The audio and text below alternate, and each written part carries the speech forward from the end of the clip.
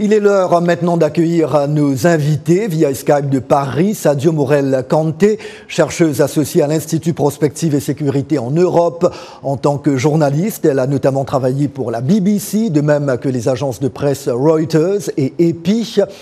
Également en direct de France, Athanase Karayenga, journaliste indépendant, consultant international et conseiller en relations médias.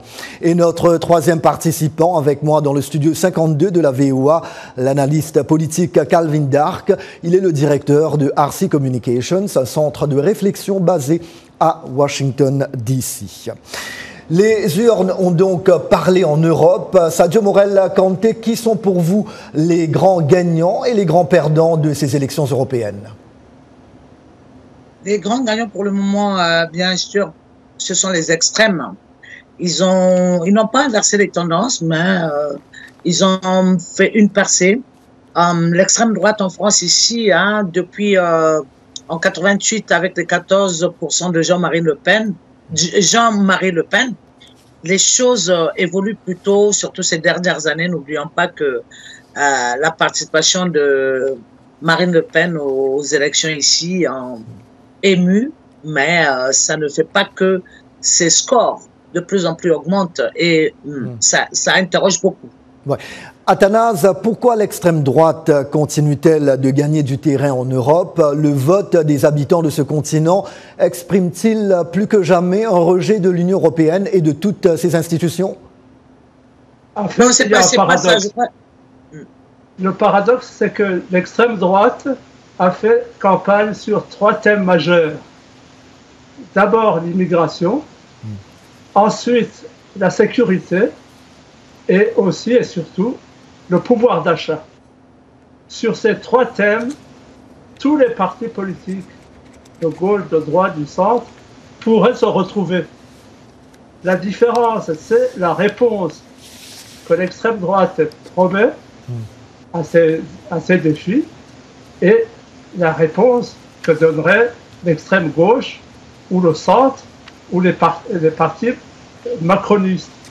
La différence n'est pas si radicale que ça entre les partis du centre et certains partis de gauche, même les républicains, mais par contre, les réponses sont très différentes chez LFI, donc la France insoumise, et aussi chez les RN, le Rassemblement national. Et la grande différence dans la réponse à ces 3 défis, le Rassemblement national traite ces questions avec une touche de racisme, d'exclusion, de haine, et les réponses du Rassemblement national pourraient sortir du cadre de la République française, alors que d'autres partis politiques proposeraient plutôt des solutions à ces mêmes questions, mais des solutions qui restent dans le cadre de la République. Oui, des accusations que rejette le Rassemblement national régulièrement. Calvin Dark, comment les Américains, dont la classe politique, interprètent-ils la poussée des droites dures en Europe? Quels enseignements en tirent-ils? Je crois que pour les modérés, c'est-à-dire les démocrates et les républicains au Congrès, dans la Maison-Blanche, ils sont conscients de ces tendances vers l'extrême droite, mais pour eux, je crois que la politique va rester le même. Peut-être il y aura un peu plus d'opposition pour les projets en commun, mais le centre va rester le centre. Je crois que pour les MAGA républicains, surtout si Trump gagne, leur message est un peu plus compliqué. Il faut que l'extrême droite en Europe se méfie parce que l'extrême droite des États-Unis, ils félicitent leur voix accrue. Ils disent que ces tendances reflètent la volonté populaire au monde, pas juste aux États-Unis. Mais la différence, c'est qu'ils diabolisent nos partenaires en Europe. Alors, ils disent qu'on a les valeurs en commun, mais je crois que pour les MAGA républicains, ils ne veulent pas travailler et collaborer avec ces partenaires en Europe. Et ça, c'est différent. Alors, en France, des immigrés africains font part de leur amertume et de leur peur, comme le rapporte l'AFP dans un récent reportage. Dimanche soir, après l'annonce des législatives anticipées, Marine Le Pen, la chef du groupe de députés du Rassemblement national, a déclaré que son parti était prêt à mettre fin à l'immigration de masse. Sadio Morel-Kanté, brièvement, si vous pouvez, comment la progression de la droite radicale en Europe va-t-elle affecter les politiques de l'Union européenne en matière d'immigration et d'asile politique?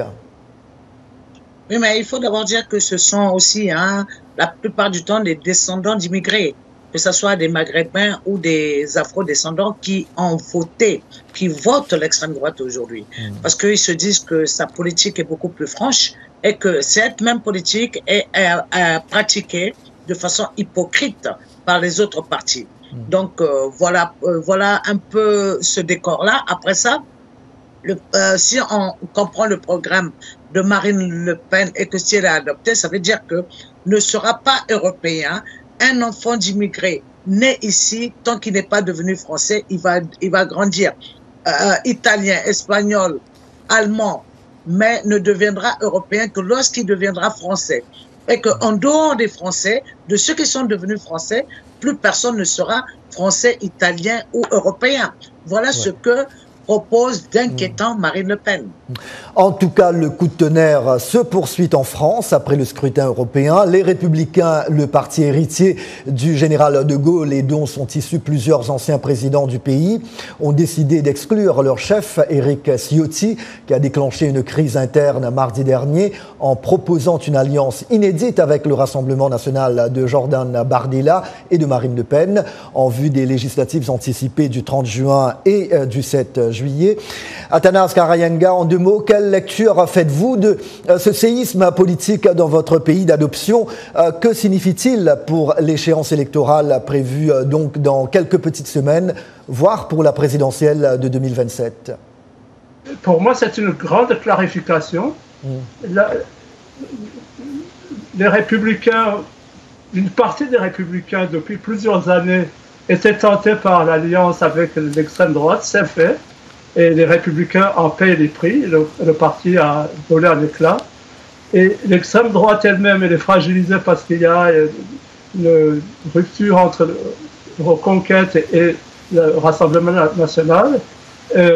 Prochainement, on verra sans doute la France insoumise aussi traverser des périodes de grande instabilité. Donc, finalement, cette élection européenne permet, en France en tout cas, une accélération d'une clarification des positions des uns et des autres. Calvin Dark, la présence accrue de députés d'extrême droite au Parlement européen est-elle susceptible de compromettre les liens de l'UE avec des pays comme les États-Unis et en Afrique, surtout dans les domaines diplomatiques, économiques et sécuritaires? Je crois que soit Donald Trump ou Joe Biden, le président, on va voir l'opposition de la gauche par ces députés à cause de ce qui se passe à Gaza. Je crois qu'on voit déjà la reconnaissance de l'État de Palestine. Ça c'est un signe. Ils vont suivre la direction de la gauche ici, surtout si Trump gagne, mais aussi si Biden reste à la Maison-Blanche. Je crois que pour l'Afrique, c'est différent. Je crois qu'ils vont changer leur politique. J'espère qu'ils vont travailler avec leurs partenaires en Afrique, comme le Maroc. Peut-être la solution, c'est pas de diaboliser les immigrés, mais de travailler avec des pays en Afrique, de trouver une solution pour l'immigration. Et surtout pour la diplomatie, ça dépend de ce qui se passe avec Poutine et en Ukraine. Ça va être la question la plus importante pour moi. Qu'est-ce que serait la direction de ces députés pour l'Ukraine? Et qui va être à la Maison-Blanche pour diriger notre politique et notre collaboration avec eux. Oui. Et voilà, chers invités et chers amis fidèles de la VOA, s'il vous plaît, n'allez nulle part ailleurs. La suite du Washington Forum, ce sera après cette courte pause.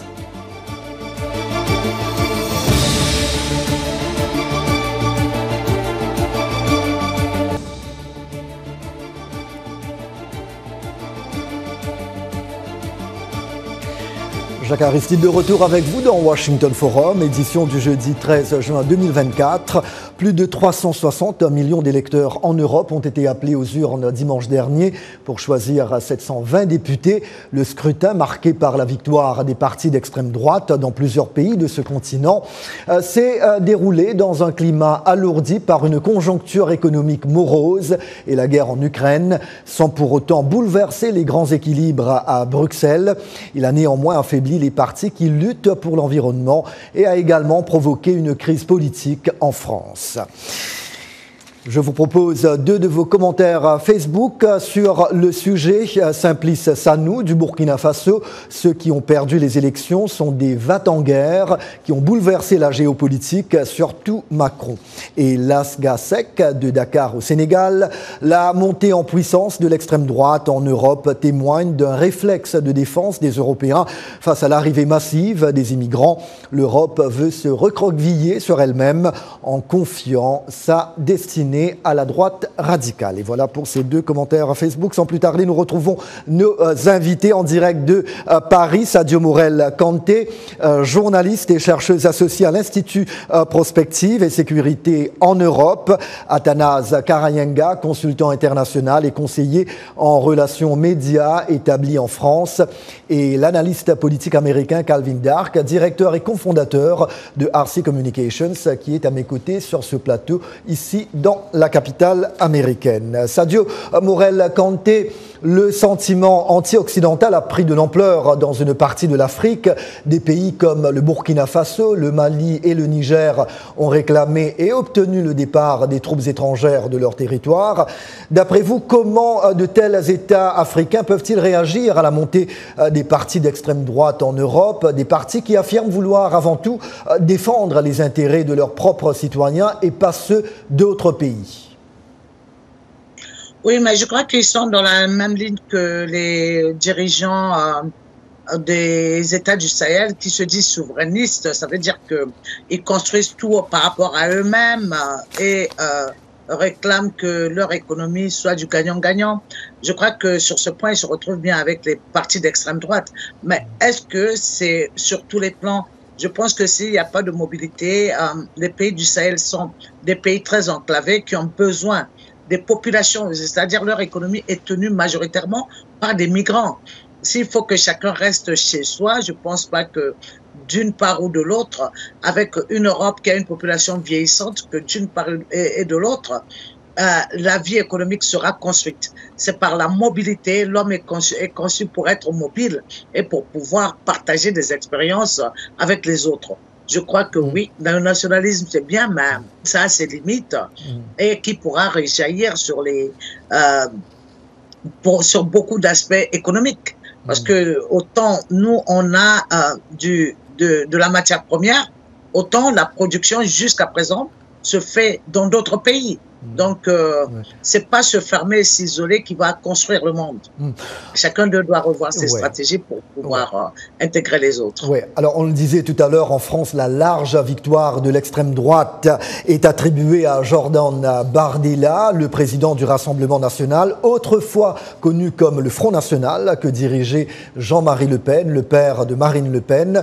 Jordan Bardella, 28 ans, dont les parents ont des origines italiennes et algériennes, et décrit comme l'atout séduction de la droite radicale. Athanase Karayenga, est-il le nouveau visage de cette mouvance en Europe? Peut-il devenir le prochain Premier ministre français? C'est possible qu'il le devienne, mais encore une fois, il y a un paradoxe. Toutes ces questions d'immigration, de sécurité, du pouvoir d'achat qu'ils mettent en avant, ce sont des questions qu'ils trouvent les meilleures solutions au niveau européen. Vous ne pouvez pas lutter contre l'immigration si vous n'avez pas avec vous l'Italie, la Grèce, surtout ces pays de la Méditerranée qui sont les plus exposés. Donc le Rassemblement national est dans une sorte de paradoxe. Ils veulent barricader l'Europe, mais en même temps, ils ne peuvent pas le faire tout seuls. Il faut qu'ils aient besoin de toute l'Europe pour le faire ensemble. Et en même temps, il y a une chose qui est extrêmement visible actuellement. C'est vrai qu'il y a une jeunesse issue de l'immigration. Bardella, c'est tout à fait le symbole de cette émergence d'une France multi-ethnique, il y a des Français d'origine, de toutes origines, et je crois qu'il y a intérêt à miser sur la diversité, la pluralité et aussi la richesse qu'apportent des Français d'origine chinoise, indienne, africaine, américaine. Il faut s'ouvrir, comme dit madame, le monde d'aujourd'hui, il est beau quand il est ouvert, quand il est divers, quand il est multicolore. Il faut que le monde soit arc-en-ciel. C'est absolument stupide de vouloir fermer ses frontières quand on est au Burkina, quand on est en France ou quand on est en Chine. Le commerce, d'ailleurs, ne supporte pas l'enfermement. Et donc, c'est vraiment dramatique de voir qu'une période où tout est possible, où on peut apprécier les cuisines du monde entier, les peintures du monde entier, les scientifiques du monde entier, où il y a tellement de facilités au niveau Internet, au niveau de la médecine, de la Covid, de la vue. Il y a tellement de belles choses que le monde peut se partager aujourd'hui. Nous n'avons qu'une planète, comme diraient certains. Alors, le président américain Joe Biden a effectué le samedi et 8 juin sa première visite d'État en France, 2 jours après avoir pris part aux cérémonies de commémoration du D-Day, débarquement.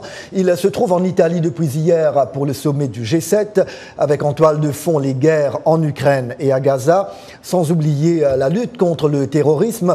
Calvin Dark, je me retourne vers vous avec l'Europe qui vire graduellement à l'extrême droite. Que peut attendre Washington de Bruxelles, de ses partenaires européens pour affronter ensemble les grandes crises internationales, surtout face à des pays comme la Russie, la Chine et l'Iran? Je crois que si Biden reste à la Maison Blanche, il va trouver les mêmes partenaires, peut-être un peu plus conservateurs, mais il faut se rappeler, Biden, il est conservateur aussi, il est modéré. Il ne représente pas exactement l'extrême gauche aux États-Unis. Et je crois que il représente la stabilité et la continuité et il est raisonnable. Alors, même si la politique est un peu plus vers la droite en Europe, ils savent qu'ils peuvent travailler et collaborer avec Joe Biden beaucoup plus que Trump, parce que Trump, il a sa propre agenda et on ne sait pas exactement quelle est la direction il veut diriger l'Amérique, surtout avec l'Europe. Alors, je crois que même pour les députés qui sont contre Biden et sa politique, ils savent que c'est beaucoup plus facile de travailler avec Biden que Trump. D'accord.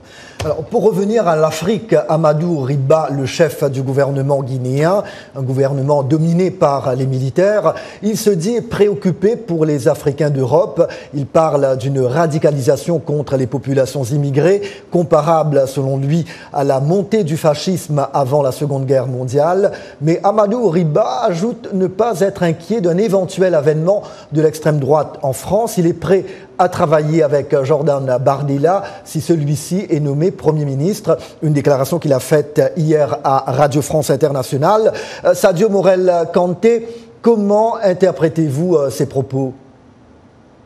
Moi, je crois qu'il a eu des propos justes, parce que l'extrême droite fait désormais partie de l'espace politique français et que ce ne sont pas que des Français de souche qui votent. Quand vous causez avec des afro-descendants ici, ils se retrouvent dans les politiques de ces extrêmes droites-là. On dira peut-être que c'est de façon égoïste parce qu'ils ne pensent pas à ce moment aux migrants qui tentent de venir et qui n'a pas encore, qui ne s'est pas installé, qui n'a pas de papier. Mais cette chose qui est arrivée, ça montre comment les politiques de Nini et de Macron sur l'Afrique a pu aussi conduire des afro-descendants ici dans les bras de ces extrêmes-là. Ça veut dire qu'il y a un effet de corrélation entre les politiques menées par Macron, par les Italiens, pour voir cette percée des extrêmes droites en Europe et qui convient, je vous le répète, à beaucoup d'afro-descendants parce qu'ils trouvent sincères les démarches de ces politiques d'extrême plutôt que de ceux de droite ou de gauche qui ils trouvent qu'ils font de la politique cosmétique qui après finissent par appliquer exactement ce que prônent les extrémistes. Voilà un peu, et je crois que pour toujours, les extrêmes font partie maintenant du paysage politique ici en France, en Europe et un peu partout dans le monde, pour preuve leur percée en dit long. Athanase Karayenga, vu la montée de l'extrême droite, quel avenir pour l'Union européenne, qui a d'ailleurs déjà été ébranlée par le Brexit, le retrait du Royaume-Uni il y a 4 ans? L'avenir de l'Europe, à mon avis, n'est pas du tout menacé. J'ai l'impression que surtout la guerre d'Ukraine a accéléré accéléré même beaucoup la prise de conscience que l'Union européenne ne peut tenir ensemble que si les 27 et même bientôt les 33 pays de l'Union européenne se mettent ensemble pour imaginer ensemble une défense commune, militaire, une économie commune, une circulation commune, une culture commune, des universités communes. Bref, c'est un continent, il ne faut quand même pas l'oublier. L'Union européenne, c'est la première puissance mondiale sur le plan économique. C'est la plus grande puissance industrielle, mais aussi intellectuelle. Je crois qu'on oublie souvent le demi-milliard d'Européens ont un niveau de vie beaucoup plus élevé qu'aux États-Unis, qu'en Chine, qu'en Afrique. Le niveau de scolarisation en Europe est beaucoup plus élevé que dans d'autres continents.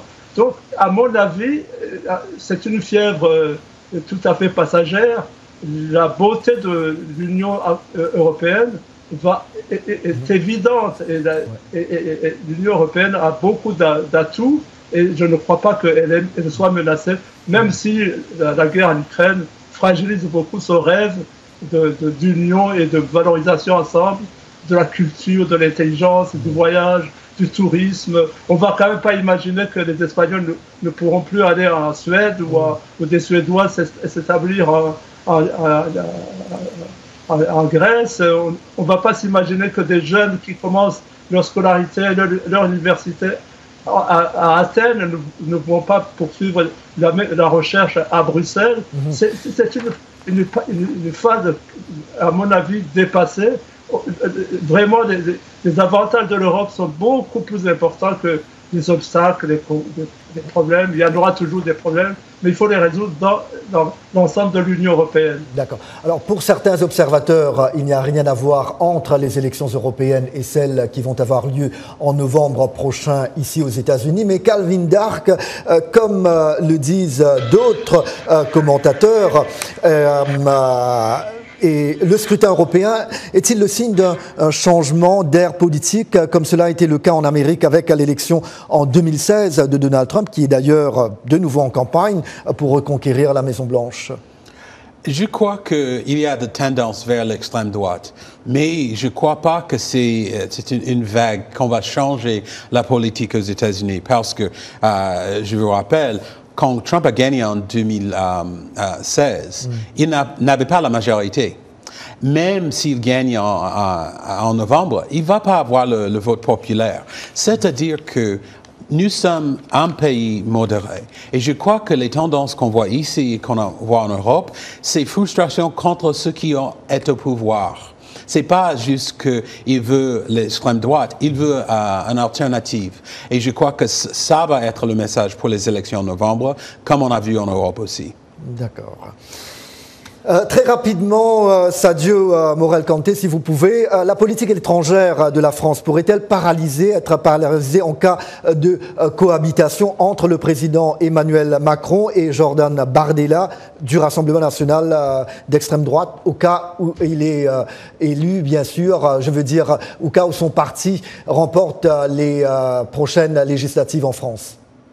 Je ne pense pas du tout, parce que les gens se diront, les partenaires se diront que Macron est en fin de vue politique et se tourneront davantage vers Bardella, qui symbolisera pour eux l'avenir. Voilà. D'accord. Bon ben voilà, point final à ce Washington Forum. Un grand merci à nos 3 invités, Sadio Morel-Kanté, Athanase